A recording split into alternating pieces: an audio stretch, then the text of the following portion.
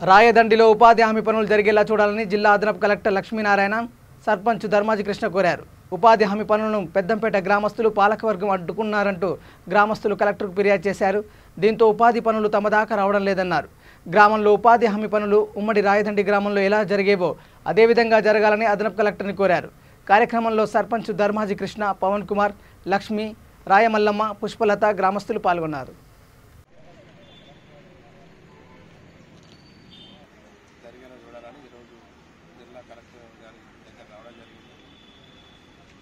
అయితే ఈ సమస్యలో మాది గ్రామ పంచాయతీ ఉమ్మడిగా ఉన్నప్పుడు పెద్దంపేట గ్రామం ఉండేది. మాకు అనుబంధంగా ఆ గ్రామం మన కొత్త పంచాయతీలలో కొత్తగా ఏర్పడింది.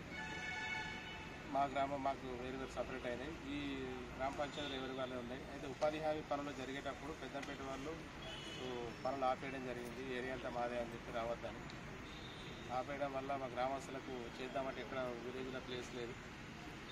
దానివల్ల మేము ఇలా కలెక్టర్ గారికి కలిసి ఉపాధి హామీ పనులు ప్రారంభించాలని గత 3 నెలల నుంచి వీళ్ళు ఖాళీగా ఉంటున్నారు, జరిగేలా చూడాలని చెప్పడం జరిగింది. అట్లనే ఎవరి పరిధి ఏ గ్రామానికి ఉన్న పరిధి వాళ్ళు చూపెడితే మా పనులకు మాకు ఇబ్బంది లేకుంటే ఆటంకం